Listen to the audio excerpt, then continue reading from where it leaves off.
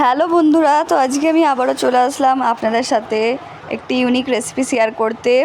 এই ভিন্ন ধরনের শাকের রেসিপি, এটাকে কিন্তু আমরা আমাদের ভাষায় বর্মা শাক বলি। আপনারা আপনাদের ভাষাতে কী বলেন সেটা কিন্তু অবশ্যই কমেন্টে জানাতে ভুলবেন না। তো আজকে আমি আপনাদের সাথে এই বর্মা শাকেরই রেসিপি শেয়ার করব। এটা কিন্তু আমরা সচরাচর খুব বেশি বাড়িতে তৈরি করে খাই না, যেহেতু এর কোনো ভালো রেসিপি তেমন জানা নেই। কিন্তু আজকে আমি আপনাদের সাথে এই যে রেসিপিটা শেয়ার করছি, এইভাবে যদি একবার বাড়িতে তৈরি করে খান তাহলে কিন্তু বারবারই আপনাদের তৈরি করে খেতে ইচ্ছা করবে। আর এই শাকটা কিন্তু সব জায়গাতেই পাওয়া যায়, চাষের জমির পাশে বা বাজারে সব সময় পাওয়া যায়। তো দেখুন, প্রথমে কিন্তু আমি শাকটাকে মানে যে খারাপ পাতাগুলো আছে ওগুলো আলাদা করে নিচ্ছি, একটু আমি বেছে নিচ্ছি। আর এই রেসিপিটা কিন্তু আপনারা দুপুরে গরম ভাতের সাথে যদি একবার খান মুগ্ধ হয়ে যাবেন, এতটা পরিমাণে সুস্বাদু হয়। ভিডিওটা যদি লাইক দিয়ে দেখতে শুরু করুন এবং ভিডিওটা যদি ভালো লাগে তো শেয়ার করে দেবেন, অন্য লোককেও দেখার সুযোগ করে দিন। ভিডিও শেষে কিন্তু একটা স্পেশাল ইনগ্রিডিয়েন্টস আমি ইউজ করেছি, যেটার জন্য কিন্তু পুরো ভিডিওটা দেখতে হবে।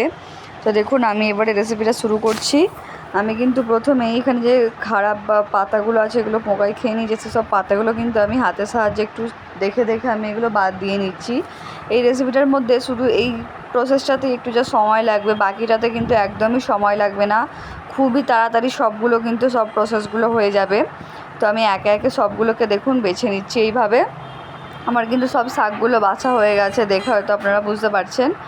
এবারে হচ্ছে যে আমি এই শাকগুলোকে প্রথমে একটু ছোট ছোট করে আমি কুচিয়ে নিচ্ছি। দেখুন, এত বড় বড় তো রাখা যাবে না, আমি জাস্ট একবার করে ছুরির সাহায্যে একবার করে কাটটা লাগিয়ে দিচ্ছি, যাতে একটু ছোট ছোট হয়ে যায়। হয়তো আপনারা দেখে বুঝতে পারছেন, ছুরির সাহায্যে করলে কিন্তু এই কাজটা আপনাদের খুব তাড়াতাড়ি হয়ে যাবে। তাই আমি ছুরির সাহায্যেই করছি, বটির সাহায্যে করলে কিন্তু অত একসাথে ছোট ছোট কুচি করা যায় না। দেখুন, শুধু ছুরিটাকে নিয়ে একবার করে জাস্ট আমি কেটে দিচ্ছি ধরে, সেভাবে মানে একেবারেই যে মিহি করতে হবে বা গোটা রাখতে হবে এরকম কোনো নেই। আপনারা শুধু একবার ছুরিটাই করে হালকা করে কুচিয়ে নেবেন এগুলো। দেখুন, আমার কিন্তু সবগুলো প্রায় কুচানো হয়ে গেছে। একইভাবে কিন্তু আমি বাকিগুলোও অল্প অল্প করে কুচিয়ে নিচ্ছি। আর এই শাকটা কিন্তু আমাদের শরীরের জন্যও অনেক উপকারী। আমরা কিন্তু সচরাচর এটাকে খেয়াল করি না, কিন্তু আসলে এটা কিন্তু আমাদের বাড়ির পাশেই হয়ে থাকে সব সময়। তো এটাকে কিন্তু আমাদের একবার হলেও আপনারা এভাবে ট্রাই করে খেয়ে দেখবেন, অবশ্যই ভালো লাগবে আপনাদের, কারণ এতটাই সুস্বাদু হয় শাকটা খেতে। আমি কিন্তু আমার চ্যানেলে এরকম আরও নিত্য নতুন রেসিপি শেয়ার করি। তো এসব রেসিপি দেখতে কিন্তু অবশ্যই চ্যানেলটাকে সাবস্ক্রাইব করে বেল আইকনটা টিপে রাখবেন, যেন সবার আগে আপনাদের কাছে এই রেসিপিগুলো পৌঁছে যায়। দেখুন, একে একে আমি কুচিয়ে নিচ্ছি। এবারে কোচানোর পর আমি শাকগুলোকে খুব ভালোভাবে ধুয়ে নিয়েছি। ধুয়ে নেওয়া হয়ে গেলে এবারে একটা পাত্র আমি বসিয়ে নিয়েছি। এবারে এর মধ্যে আমি হচ্ছে যে এগুলোকে দিয়ে দিচ্ছি। এগুলোকে আমাদেরকে একটু সেদ্ধ করে নিতে হবে। দেখুন, আমি এবারে এখানে আমি হাঁড়ি নিয়েছি ছোট, আপনারা চাইলে কোনো স্টিলের পাত্রতেও এগুলোকে হালকা করে সেদ্ধ করে নিতে পারেন। তো দেখুন, এবারে আমি দিয়ে দিলাম, দিয়ে এবারে আমাদেরকে এটাকে সেদ্ধ করে দিতে হবে। দেখুন, এখনই দেখতে এই শাকগুলো কতটা পরিমাণে সুন্দর লাগছে। আমি শুধু সেদ্ধ করতে বসিয়ে দিলাম, একটু অল্প জাস্ট জল দিয়েছিলাম।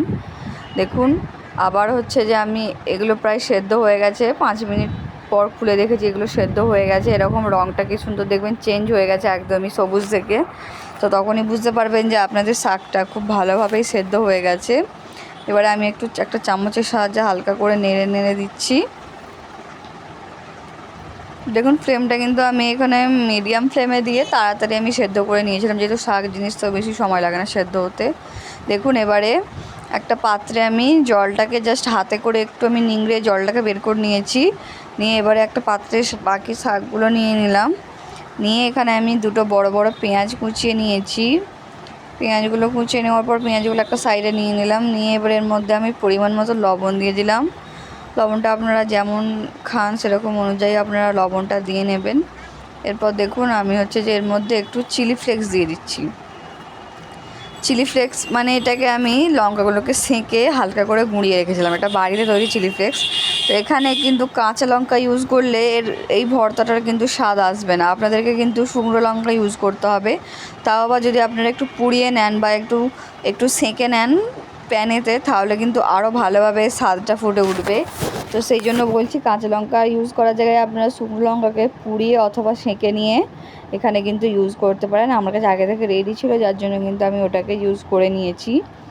আপনারাও কিন্তু ওইভাবে খুব সহজেই বাড়িতে চিলি ফ্লেক্স তৈরি করে নিতে পারবেন।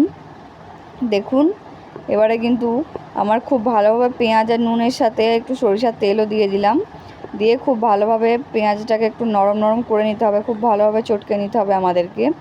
দেখুন এবারে হচ্ছে যে আমি ভর্তাটার সাথে মানে শাকগুলো যে সেদ্ধ করে রেখেছিলাম তার সাথে খুব ভালোভাবে ছেনে এগুলোকে মাখিয়ে নিচ্ছি। দেখতে পাচ্ছেন আপনারা আমি একটু প্রেশার দিয়েই ছেনে নিচ্ছি, অথবা আপনারা যদি চান এখানে শিল নোড়াতেও কিন্তু আপনারা এটাকে বেটে নিতে পারেন, তখন তো এই স্বাদটা আরও দ্বিগুণ হয়ে যাবে। তো যেহেতু আমরা সচরাচর বাড়িতে তৈরি করে খাবো, যার জন্য এরকম সহজ প্রসেসেই আপনাদেরকে দেখিয়ে দিলাম। দেখুন আমি হাতের সাহায্যে খুব ভালোভাবে এটাকে তুলে নিচ্ছি। আর এখানে কিন্তু আপনাদেরকে সরিষার তেলটা মাস্ট দিতেই হবে, সরিষার তেলেতেই কিন্তু এর অ্যাকচুয়াল স্বাদটা বেরিয়ে আসবে। খুব ভালোভাবে মানে যেন একটু গোটা গোটা না থাকে, কারণ গোটা গোটা থাকলে মুখে লাগবে, যার জন্য। এবারে দেখুন আমি এর ওপর থেকে অল্প করে সরিষার তেল দিয়ে দেবো, দিলেই কিন্তু ভর্তাটা আমাদের একদম জমে রেডি। এতটাই সুস্বাদু হয়, আপনারা কিন্তু শুধুমাত্র এই ভর্তাটা দিয়েই এক থালা ভাত শেষ করে দিতে পারবেন। যারা কিন্তু শাক খায় না বা সবজি খায় না তাদেরকে কিন্তু আপনারা এই রেসিপিটা একবার অবশ্যই ট্রাই করাতে পারেন, তারা কিন্তু একবার নয় বারবার চাইবে।